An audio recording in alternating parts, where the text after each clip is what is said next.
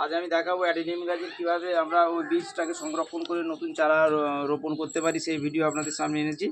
যখন এই অ্যাডিনিয়াম গাছের এরকম একটা ফল দেখতে পাবেন আপনারা, দুদিকে দুটো, এই ফলটা যখন পেকে আসবে, যখন ফাটবো হবে, তখন এই ফলটাকে আপনারা এখান থেকে ভেঙে নেবেন। ভেঙে নিয়ে প্রখর রোদে আপনারা শুকিয়ে নেবেন।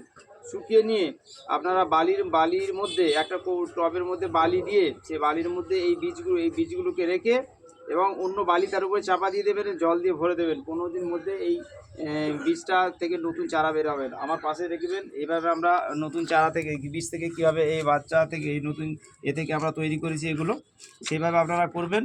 আপনারা এটাকে প্রখর রোদে শুকিয়ে নেবেন বীজটাকে, তারপরে এই বালির মধ্যে দেবেন এবং বালি থেকে 15 দিনের মধ্যে আপনারা নতুন চারা পেয়ে যাবেন।